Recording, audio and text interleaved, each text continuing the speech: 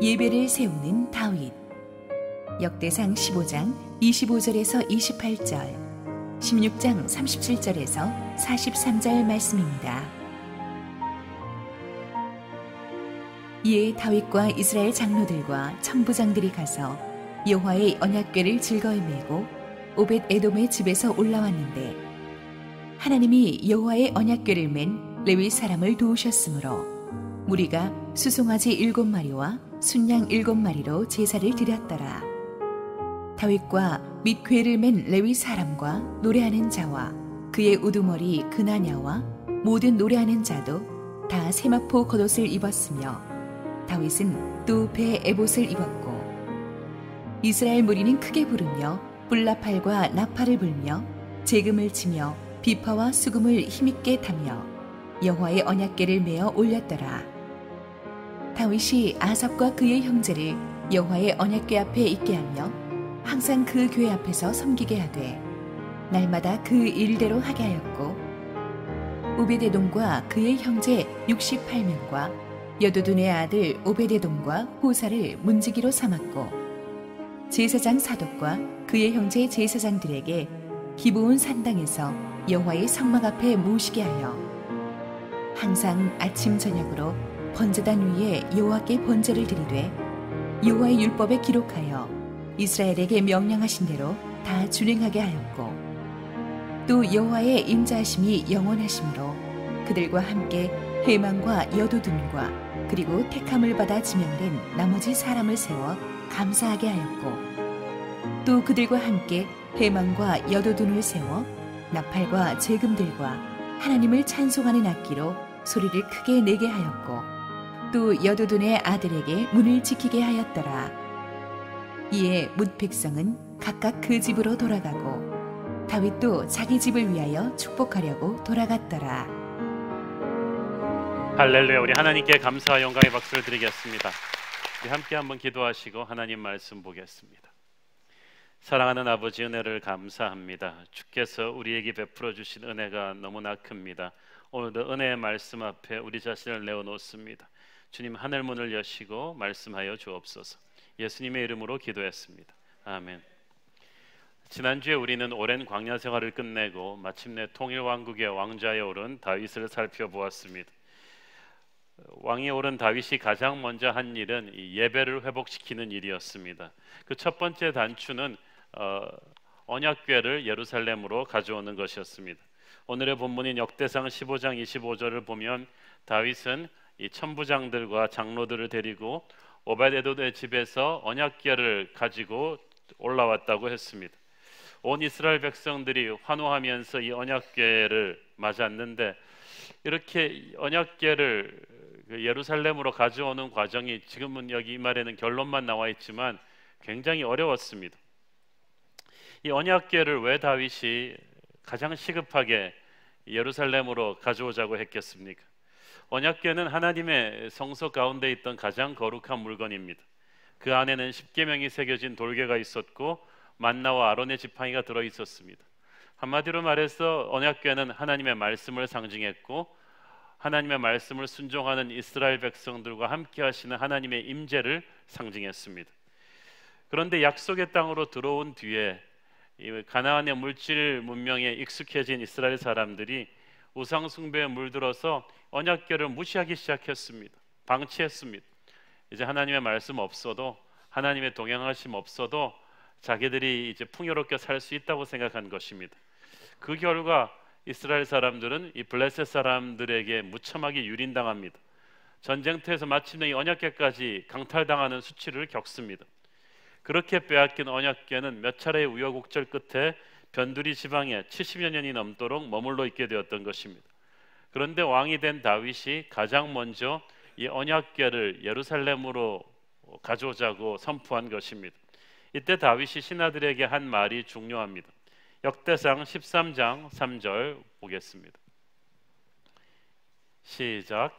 우리가 우리 하나님의 궤를 우리에게로 옮겨오자 사올 때에는 우리가 궤 앞에서 묻지 아니하였느니라 하매, 여기서 중요한 말이 사올 때에는 이 언약궤 앞에서 묻지 않았다는 말입니다. 사울이 이스라엘을 다스리는 동안 한마디로 하나님의 뜻을 구한 적이 없었다는 얘기입니다. 항상 선지자 사무엘을 통해서 하나님의 뜻을 물었고 그것도 늘 불순종했습니다. 언약궤는 하나님의 말씀을 상징한다고 했습니다. 하나님의 임재를 상징한다고 했습니다. 하나님의 언약궤 앞에서 물었다는 말은 쉽게 말해서 하나님의 말씀을 들었다는 뜻입니다. 기도했다는 뜻입니다. 하나님의 뜻을 구하고 하나님과 교제했다는 뜻입니다. 그것이 사울에게는 없었던 거예요. 사울에게 있어서 하나님은 그저 급한 일 있으면 전화 거는 119 같은 존재지 항상 순종하고 교제하고 동행하는 그런 존재가 아니었습니다. 사울은 항상 자기 마음대로 국가의 일을 결정했습니다. 그래서 사울 왕조가 무너진 것입니다. 다윗은 사울이 왜 망했는지를 정확하게 알고 있었습니다. 왜 하나님은 사울을 버리고 다윗을 택하셨습니까? 다윗이 학벌이 더 좋아서? 능력이 더 출중해서? 아닙니다. 사울은 자기 자신을 예배한 사람이었지만 다윗은 하나님을 예배하는 사람이었기 때문입니다. 하나님을 예배하는 사람은 항상 말씀을 그리워합니다. 갈급해합니다. 하나님과 교제하는 것을 인생의 최우선 순위로 둡니다. 성전의 언약궤가 없는 광야 생활 가운데서도 항상 다윗은 하나님을 예배하는 사람이었습니다.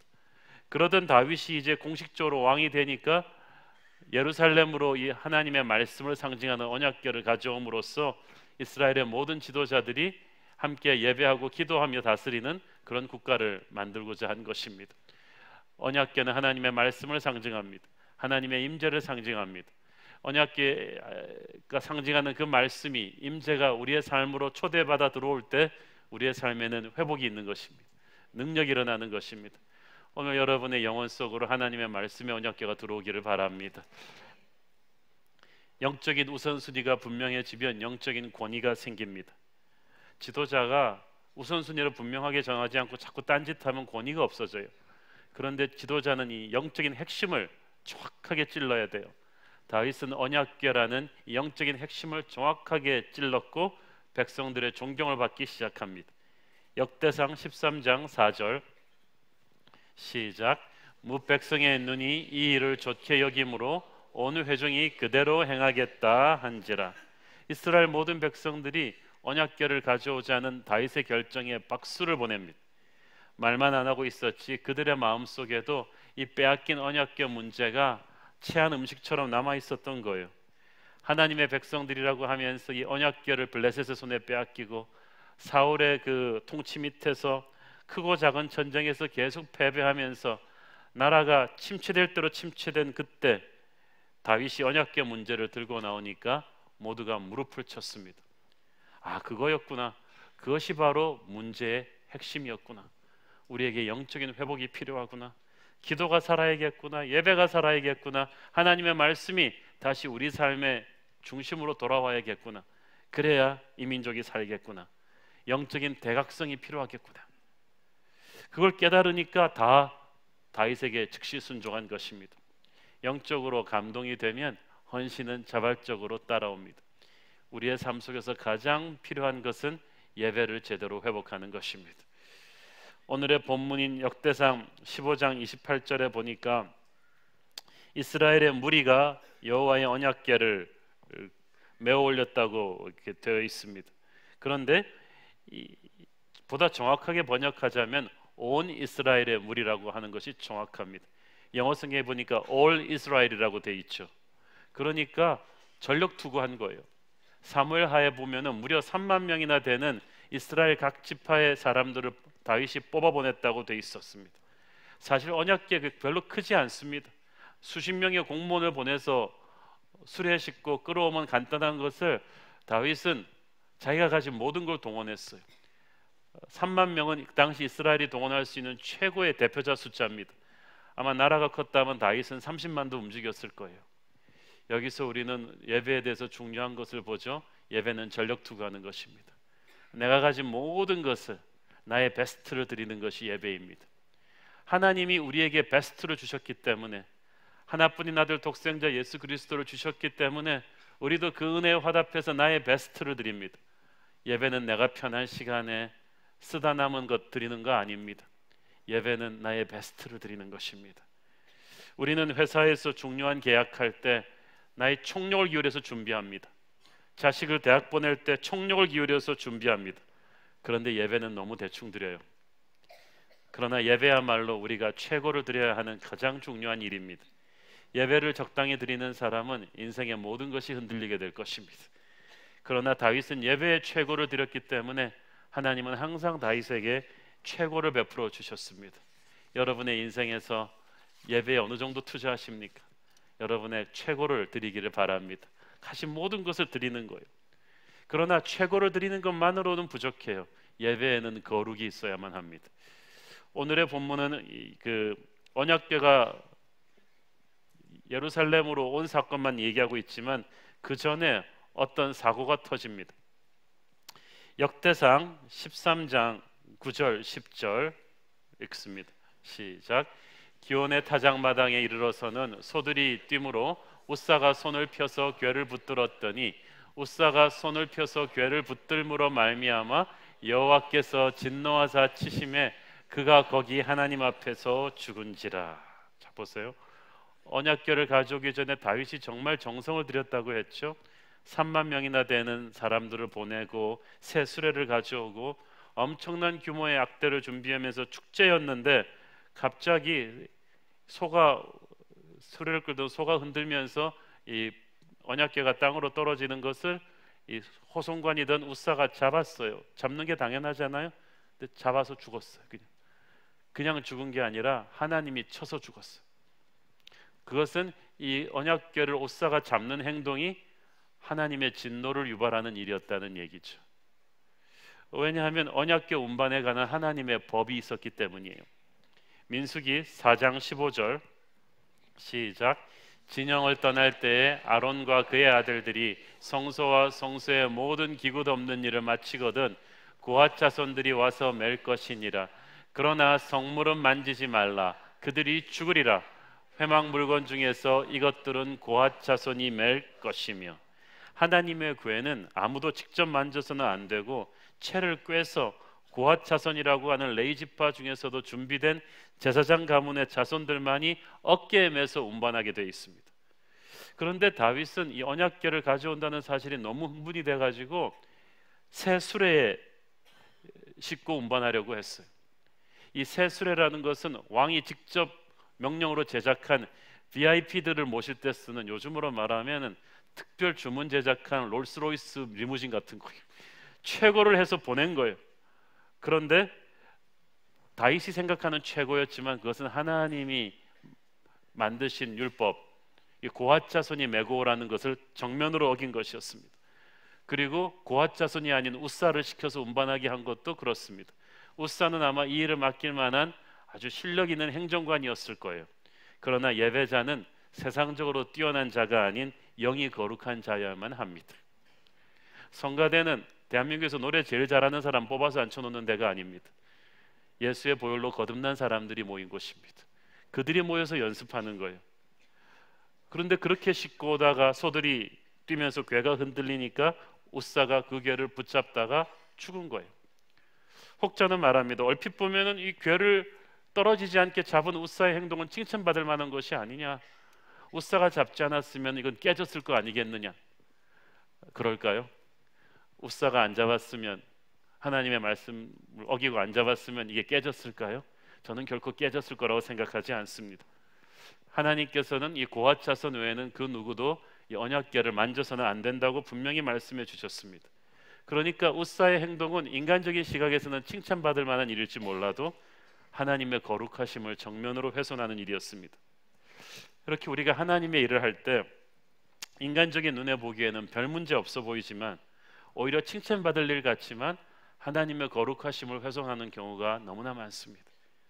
어떻게 보면 다윗도 좀 억울하죠. 자기 딴에는 잘해보려다 이렇게 된 거잖아요. 하나님이 내 마음 아시는데 이 정도 실수를 좀 봐주시면 안 되나? 그러나 속도 이상으로 중요한 것이 방향입니다. 영적 지식이 없는 열심은 우사의 죽음 같은 비극을 초래할 것입니다.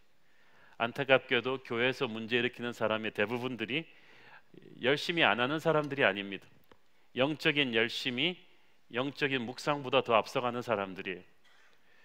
사역이 예배보다 더 앞서가는 사람들이에요. 그들은 하나님의 일을 해야 된다는 열정에 너무 사로잡힌 나머지 하나님의 일을 하나님의 방법대로 하는 것을 등한시했습니다. 그래서 좋은 일을 하면서도 교회의 덕을 세우지 못합니다. 하나님께 영광을 돌리지 못합니다. 다윗은 자기 딴에는 최선을 다했습니다. 세상 그 어떤 VIP도 받을 수 없는 대우를 하면서 하나님의 언약궤를 모셔오려고 했습니다. 세상적인 준비는 철저하게 했는데 문제는 다윗이 기도하지 않았다는 거예요. 말씀을 찾아보지 않았다는 거예요. 언약궤를 호송하는 문제에 있어서 말씀을 찾아보고 기도하는 것이 아니라 이 세상의 VIP 영접 매뉴얼을 읽었다는 거예요. 그래서 세상적으로 최선을 다한 거예요. 언약궤를 가져오는 것이 분명 하나님의 뜻이었죠. 그렇지만 어떻게 가져오는지에 대해서는 다윗이 자기 마음대로 한 거예요. 우리가 얼마나 많은 경우 하나님의 일을 해야겠다는 선한 마음에, 이건 분명히 하나님의 뜻이니까, 성전 건축, 세회 선교, 이거 하나님의 뜻이니까 막 급한 마음에 내 마음대로 효율적으로 빠르게 똑똑하게 일을 처리하다가 낭패를 보는 경우가 많습니까? 여러분은 똑똑하니까 일도 똑똑하게 잘 하시겠죠. 그런데 하나님의 일은 똑똑하게 하는 게 아니라 거룩하게 해야 됩니다.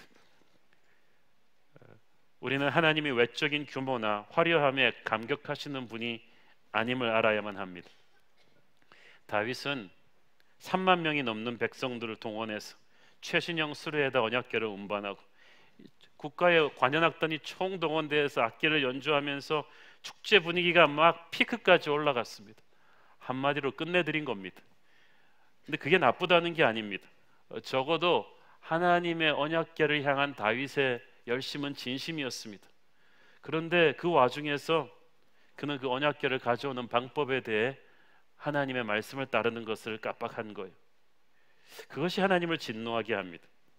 하나님은 하나님 뜻에 따르지 않는 외적인 화려함보다는 하나님 말씀에 순종하는 내 내적인 겸손을 더 기뻐하십니다.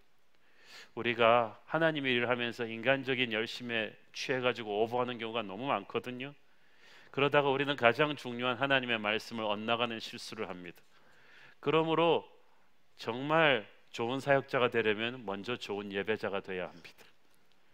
왜냐하면 세상에서 일 잘하는 방식으로 하나님의 일을 똑같이 효율적으로 편리하게 할 수가 없거든요.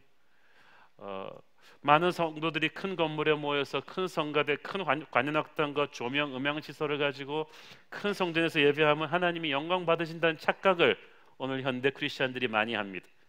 그러나 하나님은 예배자 한 사람 한 사람이 마음으로부터 하나님의 말씀을 묵상하고 순종하는 예배자의 삶을 살기를 원하십니다. 웃사의 죽음은 하나님은 사랑의 하나님이시지만 동시에 거룩의 하나님이심을 배웁니다. 예배를 받들고 있는 중요한 축이 거룩임을 배웁니다. 웃사가 죽어야 돼요. 웃사는 효율성입니다. 인간적인 똑똑함입니다. 편리함입니다. 시스템입니다. 우리는 거기에 도취되어 있어요. 그래서 현대인의 교회들이 예배를 준비할 때 마치 이벤트 준비하는 것 같고 콘서트 준비하는 것 같습니다. 근데 예배는 효율성의 문제가 아니라 거룩의 문제거든요. 예배는 우리가 드리고 나서 끝나는 게 아니라 하나님이 받으셔야 끝나는 겁니다. 가인도 예배는 드렸죠. 그러나 하나님이 받지 않았어요. 얼마나 많은 사람들이 하나님이 받지 않은 예배지만 자기가 1시간 반 종교의식에 참여했으니까 예배를 드렸다고 게임 끝이라고 생각합니까? 우리 나름대로는 정성껏 드린 예배를 하나님이 받지 않으시면 모든 것이 허사입니다. 거룩이 없는 예배를 하나님은 받지 않습니다. 인간이 마음대로 화려하게 스펙테클하게 드린 예배를 하나님은 감동받지 않으십니다. 웃사의 죽음은 하나님께 초점을 맞추지 않고 인간적인 노력으로 하나님의 일을 함으로써 생긴 비극입니다. 눈에 보이는 종교적인 의식을 해치웠다고 예배가 끝난 게 아닙니다. 마음으로부터 하나님의 음성에 순종하면서 살아가는 사람이 진정한 예배자인 것입니다. 웃사가 죽습니다. 오늘도 하나님께서는 우리 안에 있는 웃사를 죽이기를 원하십니다. 웃사가 죽음으로 말미암아 이 언약궤 운반 프로젝트가 완전히 브레이크가 걸려버렸어요. 축제 분위기가 완전히 무겁게 가라앉고 말았습니다. 역대상 13장 13절 시작. 다윗이 궤를 옮겨 자기가 있는 다윗성으로 메어드리지 못하고 그 대신 가드 사람 오벳에돔의 집으로 메어가니라. 오벳에돔은 언약궤를 받을 수 있는 고핫 자손입니다. 다윗도 감히 왕궁으로 모시지 못하고 일단 레위 사람 이 고앗 자손의 집에다 언약궤를 두게 된 거예요. 바로 이거예요. 다윗은 자기가 가지고 있는 왕의 권력으로 하나님이 감동받으실 거라고 생각했어요. 그런데 그게 아니었어요. 하나님은 다윗이 광야에 있을 때도 그 예배를 받으셨던 분이에요. 하나님은 우리의 물량 공세에 감동받으시는 분이 아닙니다. 우리의 마음을 보고 계십니다. 다윗은 오벳 에돔의 집으로 그 언약궤를 보내놓고 정결과 회개의 기다림의 시간을 가집니다. 3개월 동안 언약궤가 못 들어옵니다. 다윗과 함께 모든 하나님의 백성들이 회개하기 시작합니다. 뭐가 잘못됐을까? 여러분이 하나님의 일을 열심히 하다가 어떤 브레이크가 걸리면 그건 하나님이 주시는 회개와 정결의 시간입니다. 철저하게 말씀을 보면서 기도하면서 이 묵상해야만 됩니다. 언약궤를 말씀은 뭐라고 하고 있는지 묵상했을 것입니다. 자신의 방법을 철저하게 회개하고 자신의 동기를 회개하고 하나님께서 이 과정을 거치게 하시는 거예요. 언약궤를 가져오지 말라는 게 아니라 하나님의 방법대로 제대로 하라는 것입니다. 우리 삶에서 하나님 일을 하다가 이렇게 브레이크가 걸릴 때 그것은 하나님이 주시는 회개와 정결의 시간입니다. 그 일을 접으라는 게 아니라 바른 마음으로 할 수 있도록 하나님이 내 교만을 깨십니다. 내 인간적인 욕심을 깨십니다. 시스템에 도취하고 내 실력과 효율성으로 밀어붙이려 했던 내 인간적인 거품을 빼시는 거예요. 어떤 하나님의 일을 하려 할 때 그걸 저지하는 사탄의 방해도 있지만 이렇게 하나님이 주시는 시련과 정결의 시간이 있습니다. 이때 당황하지 말고 하나님을 기다리십시오. 우리 안에 있던 우리도 모르고 있던 인간적인 열심과 더러운 옛사람의 잔재를 성령의 불이 깨끗이 태우시는 시간입니다. 이 시간도 예배입니다. 힘들지만 축복의 시간이 될 거예요. 우리 각 개인의 삶에서 이런 깊은 회개와 묵상이 있어야 우리가 함께 모이는 공적인 예배의 불이 다시 살아나게 될 것입니다.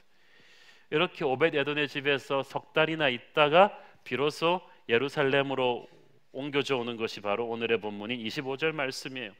그래서 25절 다시 읽겠습니다. 시작. 이에 다윗과 이스라엘 장로들과 천부장들이 가서 여호와의 언약궤를 즐거이 메고 오벳 에돔의 집에서 올라갔는데, 즐거이 메고 올라왔다. 사무엘 하에 보면은 너무 좋아서 다윗이 그냥 옷을 벗고 덩실덩실 춤을 추었다고 되어 있습니다. 이 거룩과 정결의 과정이 고통스럽지만 그걸 통해서 내가 철저하게 회개하고 깨끗해지고 나면 하나님이 주는 기쁨이 옵니다. 이게 진짜 기쁨이에요. 회개와 정결의 과정은 하나님이 우리를 기죽이기 위해서가 아니라 우리를 정결하게 하기 위한 과정입니다.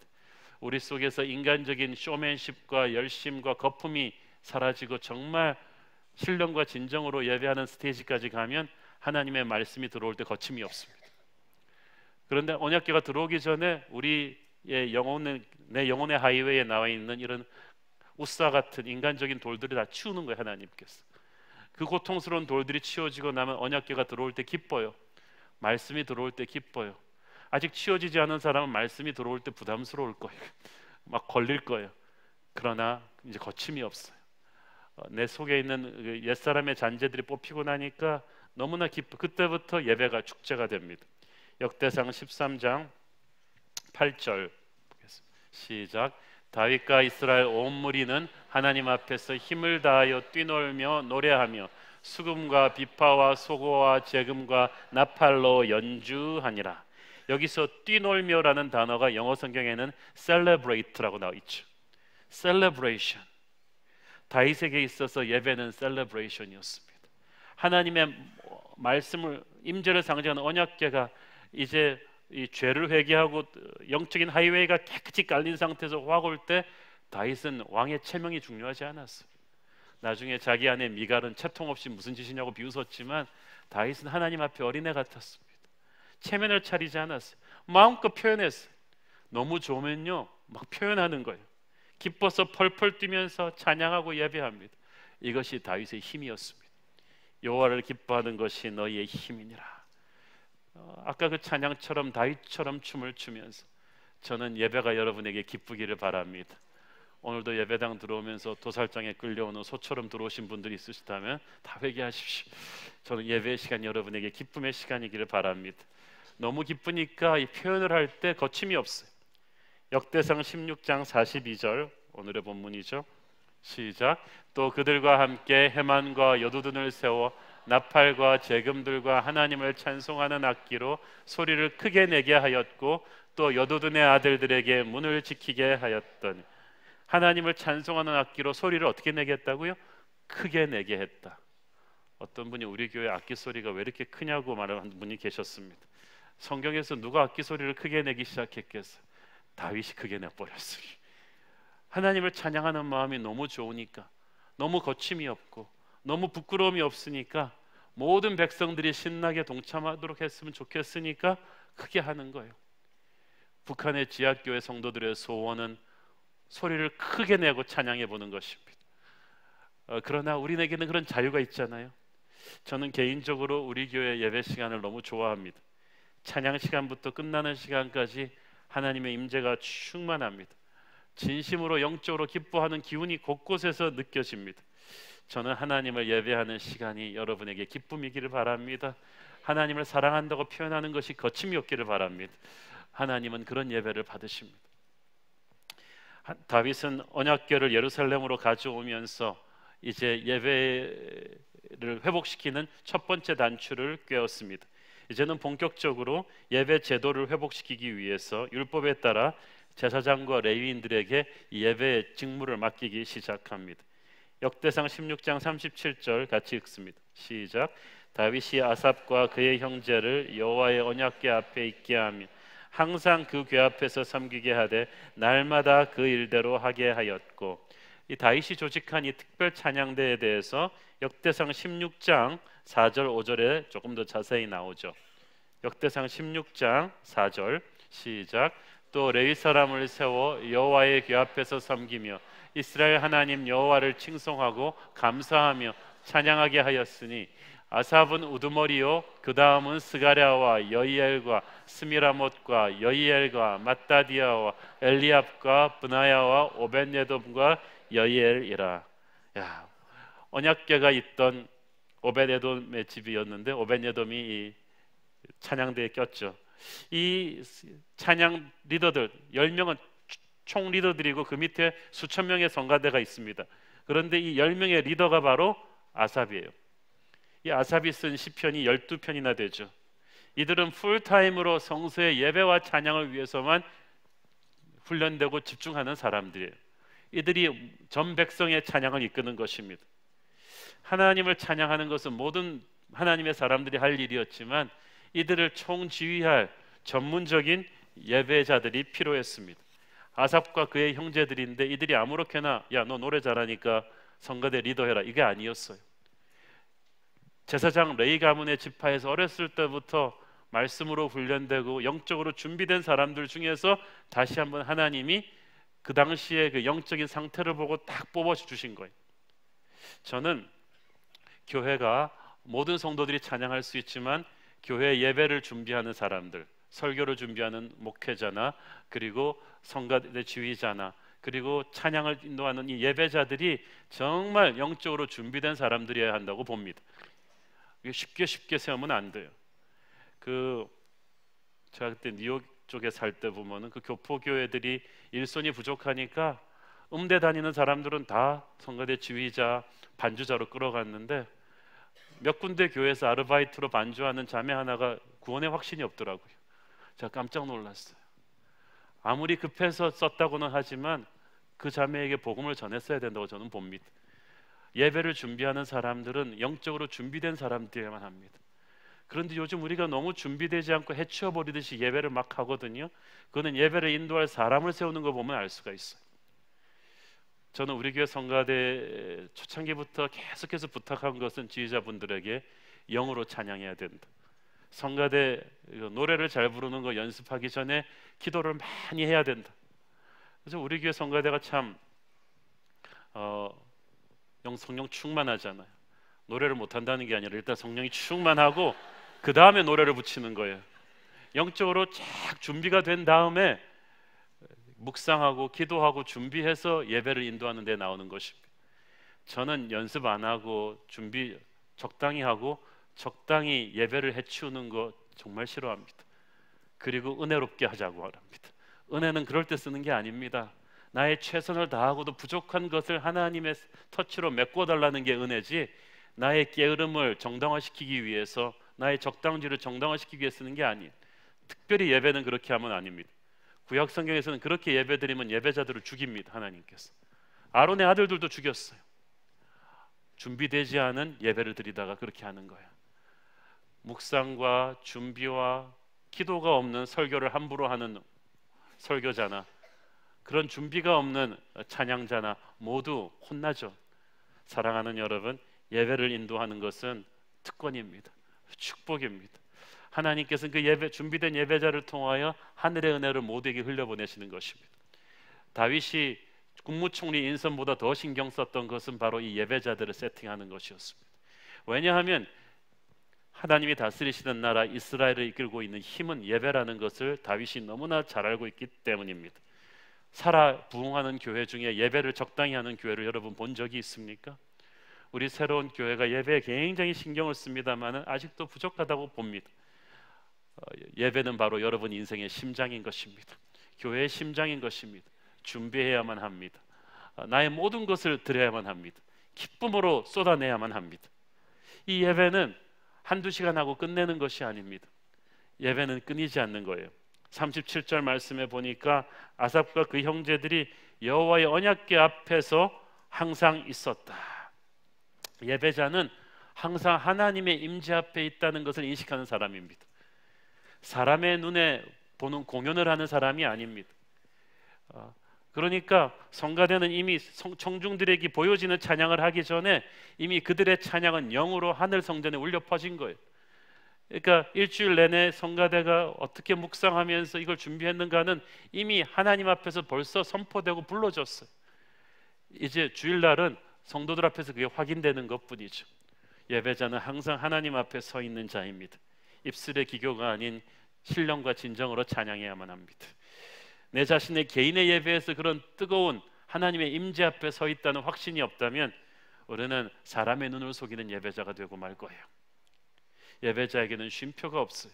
다윗은 예배자들을 항상 그 교회 앞에서 섬기고 날마다 그 일을 하게 했다고 했죠. 그리고 그걸 부러워했어요. 아삽과 그의 형제들이 이끄는 성가대 리더는 10명이지만 성가 단원은 수천 명이었어요. 이들이 밤낮으로 하나님께 돌아가면서 예배를 드렸는데 이것이 다윗 왕의 명령으로 시작해서 무려 33년 동안이나 갑니다. 이 패턴을 본받아서 AD 400년에 콘스탄티노플에서는 아코메테라는 수도원이 창설됩니다. 아코메테는 잠들지 않는 사람들이라는 뜻입니다. 이들이 6개의 성가대로 나누어서 매일 24시간 하루도 끊기지 않는 예배와 찬양을 계속해서 나갑니다. 이 스피릿이 이어져서 1999년도에 미국 캔자스시티 아이홉에서 기도와 찬양 모임이 매일 24시간 매주 7일 1년 365일을 계속해서 진행하고 있습니다. 저도 한번 다녀왔습니다마는 10여 개가 넘는 찬양팀이 하루 2시간 텀으로 돌아가면서 이 끊임없는 예배와 찬양의 향기를 올립니다. 우리가 꼭 그렇게 할 수는 없지만 저는 여러분이 일주일 내내 이 예배 모드에 가 있기를 바랍니다. 그래서 옛날에는 운전하면서 트로트가 흘러나오던 입술에서 저도 모르게 하나님의 찬양이 흘러나오고 어디에 있든지 하나님의 임재 앞에서 하나님과 교제하고 있다면 여러분은 예배자인 것입니다. 이 예배자의 예배는 끊임이 없습니다. 여러분이 영화를 볼 때도 주님과 같이 보는 것입니다. 주님의 메시지를 그 사람은 그 영화에서도 읽어요. 여러분이 비즈니스를 할 때도 주님의 지혜로 같이 하는 것입니다. 모든 것이 예배입니다. 여러분이 물건을 하나 만들어서 납품할 때 납품업체한테 잘 보여가지고 돈 좀 벌겠다는 것이 아니라 그 물건 하나가 만들어지는 과정이 하나님께 예배드리는 것입니다. 그래서 크리스찬이 만드는 물건에는 불량품이 없어야만 됩니다. 여러분은 그걸 만들므로써 예배했으니까. 사랑하는 여러분, 진정한 예배자에게는 쉼표가 없어요. 계속 가는 거예요. 그 과정에서 다윗이 지킨 중요한 원칙이 하나 있어요. 그건 말씀 중심으로 예배하는 것이었습니다. 역대상 16장 40절 시작. 항상 아침 저녁으로 번제단 위에 여호와께 번제를 드리되 여호와의 율법에 기록하여 이스라엘에게 명령하신 대로 다 준행하게 하였고. 예배는 내 마음대로 드리는 것이 아닙니다. 대표질을 할 때도 결에 따라서 밀어야 되듯이 예배는 하나님의 말씀을 타고 흐르는 것입니다. 그래서 말씀은 예배의 심장이에요. 설교를 통해서 하나님의 말씀이 흐르고 여러분 각자 개개인의 묵상을 통해서 하나님의 말씀이 충족돼 있어야 이게 예배를 통해서 불이 나는 것입니다. 성령의 불은 항상 말씀을 타고 옵니다. 하나님의 음성을 잘 듣는 사람은 기본적으로 말씀이 충만한 사람입니다. 예배에서 듣는 설교는, 이 찬양은 여러분 안에 축적된 말씀에 불을 붙여줄 거예요. 그래서 여러분으로 하여금 말씀대로 살고 싶은 열망을 줄 것이며 말씀의 능력을 체험하게 할 것입니다. 저는 이 예배 가운데 하나님의 말씀이 충만하기를 바랍니다. 이 다윗의 예배에는 감사가 충만했어요. 41절을 보세요. 시작. 또 여호와의 인자하심이 영원하심으로 그들과 함께 헤만과 여두둔과 그리고 택함을 받아 지명된 나머지 사람을 세워 감사하게 하였고. 이 말이 굉장히 중요합니다. 예배는 하나님한테 와서 내 불만을 다 쏟아놓는 그 민원센터가 아닙니다. 소비자 불평 상담이 아닙니다. 예배는 하나님에게 집중하는 것입니다. 예배는 하나님을 칭찬해 드리는 거예요. 하나님에게 감격하는 거예요. 그래서 히브리어 예배 찬양에는요 거의 90% 찬양과 감사가 가득합니다. 다윗은 광야에서 그렇게 힘들어서 기도 제목이 그렇게 많은데 다윗은 거기서 하나님의 영광을 찬양하고 있습니다. 하나님의 영광을 찬양하니까 그 과정에서 하나님께서 다윗의 문제는 얘기하지 않아도 해결해 주셨어요. 사랑하는 여러분, 여러분의 문제는 얘기하지 않아도 이미 주님이 알고 계심을 믿으십니까? 그렇다면 예배자의 임무는 불평불만을 하나님께 읍소하는 것이 아니라 하나님을 찬양하는 것입니다. 나를 지켜주신 하나님을 찬양하며 앞으로도 내 모든 문제를 해결하실 하나님을 이미 믿고 찬양하는 것입니다. 감사하는 것입니다. 영미권 문화에는 감사의 단어가 많은 까닭은 그 사람들이 이 예배 언어가 많기 때문입니다. 하나님께 감사하는 사람은 사람에게도 감사합니다. 예배자의 입술은 감사로 가득해야 하고 감사로 제사 드리는 자가 하나님을 영화롭게 한다고 했습니다. 하나님을 영화롭게 하는 자에게 하나님은 반드시 은혜를 주십니다. 저는 여러분의 예배 가운데 불평이 아니라 감사가 가득하기를 바랍니다. 마지막으로 중요한 포인트가 하나 있어요. 여러분은 예배가 교회에서 끝나면 이게 끝났다고 생각하죠? 그게 아니에요. 43절 시작. 이에 뭇 백성은 각각 그 집으로 돌아가고 다윗도 자기 집을 위하여 축복하려고 돌아갔더라. 충만한 예배를 체험한 백성들이 각자 집으로 돌아갔는데 왕인 다윗도 집으로 돌아갔습니다. 왜? 축복하려고. 영어 성경에 보니까 bless his family, 자기 집을 축복하려고 돌아갔다고 했습니다. 그 말은 무슨 말이에요? 하나님께서는 예배자가 받은 은혜로, 하늘의 능력으로 자기의 가정을 축복하기를 원하십니다. 진짜 예배의 맞춤표는 여러분의 가정에서, 여러분의 세상 속에서 찍는 거예요. 어떤 분들은 예배 충만하게 드리고 그냥 차를 타자마자 부부싸움이에요. 예배 충만하게 드리고 은혜 충만하고 집에 딱 가는데 애는 컴퓨터 게임만 하고 있단 말이죠. 그러면 은혜고 뭐고 그냥 핸드백 팍 집어던지면서 내가 이 꼴을 보려고 너를 키웠어 그러면 막 쏟아내는 거예요. 그래서는 안 됩니다. 여러분이 돌아가는 현실이 아무리 깝깝하다 할지라도 여러분은 받은 은혜를 가지고 가정으로 흘려보내야만 됩니다. 다윗은 한 나라의 왕이었지만 예배를 끝낸 뒤에는 한 집안의 가장으로서 자기 가정을 축복해야 될 임무가 있었어요. 여러분이 부족해도요, 여러분에게 가정을 축복할 권리가 있고요, 그 권리를 잘 사용하면 여러분의 가정이 변합니다. 아브라함이나 야곱은 단점이 많은 사람이었지만 그가 자신의 자손들을 축복하며 그 축복의 기도는 바로 그대로 예언이 되고 현실이 되고 말았어요. 예배자에게 주는 특권입니다. 예배자에게는 하늘의 은혜가 담기고 하늘의 능력이 담기기 때문에 여러분이 돌아가서 여러분의 가정을 축복하면 하나님의 영광이 폭포수처럼 그 가정으로 흘러들어가기 시작할 것입니다. 그래서 예배자의 집안이 무서운 거예요. 한 대, 두 대, 1대, 2대, 3대 이르기까지 예배자의 그 축복이 계속 그 가정에 흘러들어가서 쌓이면 그 가정은 엄청난 하늘의 명문가가 될 거예요. 저는 여러분의 가정이 오늘도 복받기를 축원합니다. 기도하겠습니다. 사랑하는 아버지, 은혜를 감사합니다. 다윗이 왕국의 왕이 되어서 그 무엇보다 예배를 확립하고 언약궤를 들여오고 거룩한 성령의 감동을 전 나라에 흘려보내기를 원했듯이 우리도 그런 예배자가 되기를 원합니다. 하나님을 사랑하는 마음이, 거룩한 열정이 우리 안에 충만하게 하여 주시고 예배드림이 기쁨 되게 하시고 예배를 통해 받은 은혜를 세상 속으로 내 가정으로 흘려보내게 하옵소서. 예수님의 이름으로 기도했습니다. 아멘.